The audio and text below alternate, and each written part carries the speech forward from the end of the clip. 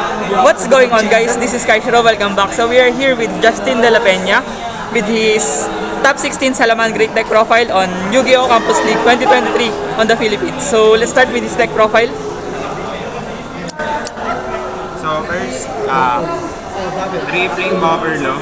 I chose Flame Buffalo as my main starter because I want to dig for parts, and later on, I'll just show you now that I'm digging for these parts because this is mostly my win cons. If I draw this, I have total control of the game, and I can protect this with the Omni Negate later. Okay. So next are my backup starters, 2 Foxy and 1 Salamangreat of Fire. I still run these 3 because it's been working out for me, especially this against the Centurion matchup. It destroyed some parts of the field and it helped me ease up the matchup.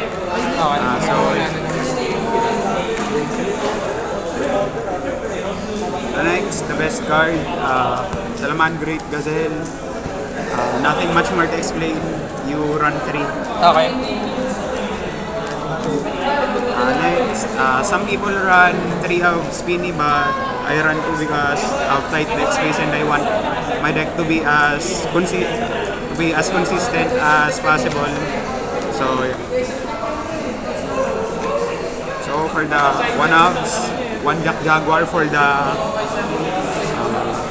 so that I can keep getting my resources back. 1 Mirror, so I can extend plays from Heat Soul if I ever draw off Mirror. If I ever draw off Heat Soul and I draw Mirror, I can fully extend to Raging Phoenix. Okay. So that's pretty nifty at times. So next, 1 Falco. It's also pretty useful this tournament because it recurred my spell and traps so many times, and this is one of the underdogs for me. Okay. The next, it's my troll card. Salamangreat Resale. It sets up my floodgates. So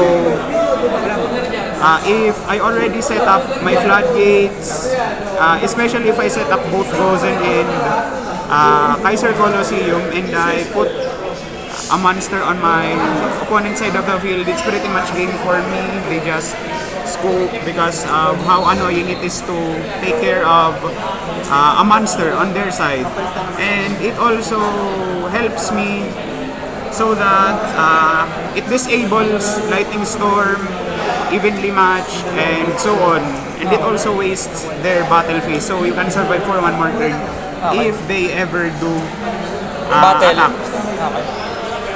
So yeah, that will be all for my main deck, Salamangreat.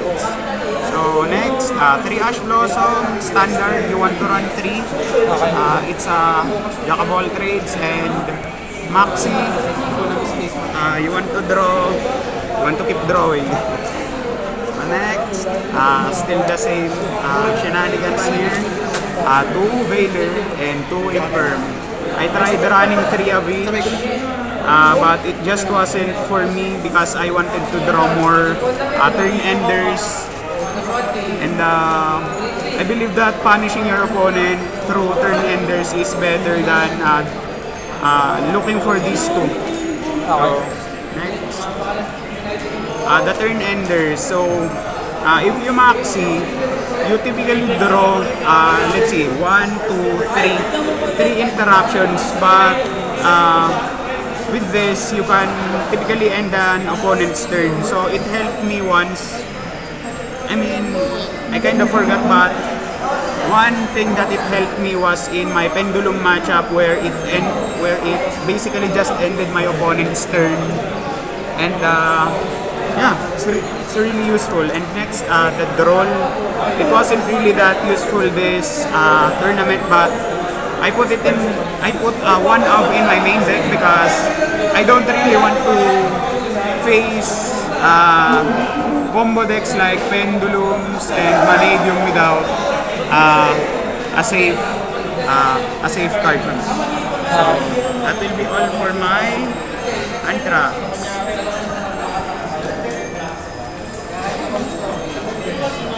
So next, consistency card, 3 of Salamangreat Circle. Sometimes, it didn't work for me this tournament, but it can protect your Raging Phoenix from Nibiru if they ever do let you combo off. And I think it's really, really useful. It's another copy of Gazelle. It's consistency. We all love consistency. So next, to call by, 1 cross out. This is just to counter Nibiru. And call by is pretty self-explanatory. So yeah. Next, the 1 field spell, we require 1. Next is Will of the Salamangreat. Some people like to run 2, but as for the same reason as Pini, I want to make my deck flat 40, so I don't want to run 2+. The recursion from Falco already gives me multiple copies of this, so there's no need for another copy. Okay. So next, Salamangreat Rage. So this is pretty useful against Rescue Ace, but I didn't face any of them. The non-targeting pop 4 is really useful against back row decks, and again I didn't face any of them. But there was one matchup I had, I think it was from Pendulum Magicians. It was pretty useful because it kept coming back to my field and I kept popping all their back row and stuff like that. So I like it. So next, the 1 of, just to protect anything you want, the Omni-Negate. Okay. So next, for my side deck, Kubel, this is against Branded and Labyrinth, but I didn't face any of them, so it's all good, it's all good. Two Kaiju, this is for purely and some towers reliant strategies. If I can't remove it, if I feel like I can't remove a boss monster from an enemy, I just side this in. And also, if I feel like my opponent can make big boards, I side him in. So yeah, that's all. Next, the 1 of Nibiru and Roll. Basically bump them up based on the situation. If it's a combo deck, you basically just bump both of them up to 2 in the main deck. Yeah, it's a meta read. Okay. So next, 2 Dark Ruler. I didn't have a use for this. This is basically filler, but I think if I faced much more combo decks, not that I want to face many more of them because I already faced 2 of them in a row in round 1 and round 2. Yeah, I just don't like big boards when playing this deck. Okay. So next, 2 Cosmic Cyclone. This is against Runic, and at some situations I think it would have been good for the Centurion matchup, but I didn't draw them in the Centurion matchup. In the Runic, you need to respect them. Next, 2 evenly matched. I didn't really have much of a use for evenly matched this tournament. But yeah, if your opponent, if you know that your opponent doesn't have a Omni-Negate like Sky Striker, especially Sky Striker, this is really useful. I had a Sky Striker matchup, but it didn't show up, so all's good. So next is 2 Typhoon. This is against Centurion, and I faced Centurion 2 times, but I haven't found a use for Typhoon. But I think it would have been nifty on game 2s or game 3s where I'm going second and I need to interrupt them. So yeah, finally Red Reboot. This is against back row decks. I want to put Red Reboot since I fear Labyrinth more than anti-meta back row decks, and I think just landing a red reboot and them not responding to you is already a kill sign for you. Okay. Next, extra deck. For the extra deck, we have the three Bailings. It's one of my favorite cards in the tournament. I pretty much would have liked. I know I'm repeating myself from my last deck profile, but I would have liked it if I had more copies of this because of how much I really need it. Okay. Next, 3 Sunlight Wolf. This is also really good to recur my Ash Blossoms, my Gazelles, and many more. There's nothing much more to explain about this card, but there's something in me that wants to cut one. But I'll show you another part of the extra deck later on that I'm planning to cut. Or, yeah. So, 2 Raging Phoenix, this is the minimum.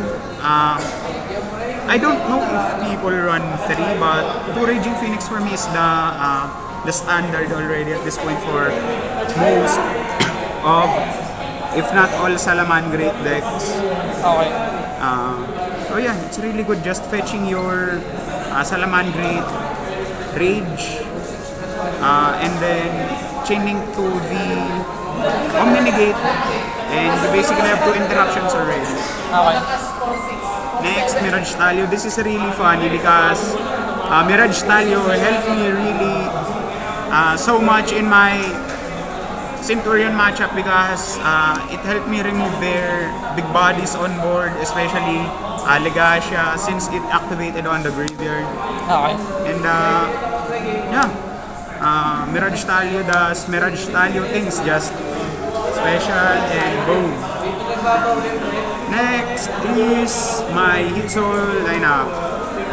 I'm still not convinced to put them out of their misery and putting them in retirement houses. I feel like you just need these 3 because of the appearance of Maxi in the format. We all know that Maxi will never disappear, will never ban it, so yeah, this is a good board to end in. Just Hit Soul and draw your floodgates or whatever. This is I also go through Hit Soul in my full combo before going into Raging Phoenix so I can draw 1, I can dig more. So basically I have 3 random draws. If I draw 2 of my floodgates there, it's basically win. Okay. And the OCG lineup, this is the thing that I am willing and I've been thinking to cut because of the new Link 3 from Phantom Nightmare.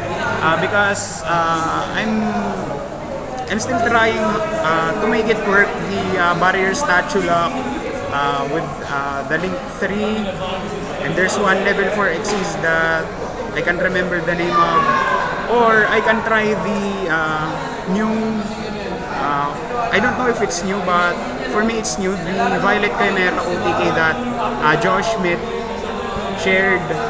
But during this tournament, it really let me down. Not because, not literally because there were 2 times in the tournament that my Transcode Talker got negated, and 1 time that my this happened in the last round that I participated in, where I fought against Centurion. I would have finished the match if it wasn't negated, but you know, luck's everything. I can't really blame it. It still does its job to OTK. So yes, that will be all. So, any more shoutouts before we end this video? Shout out sa Karasu sa pagda-guide sa akin sa mga meta and stuff sa Yu-Gi-Oh kahit na-quit na ako for some time. And shout out sa St. Anthony group ko dyan. So, thank you.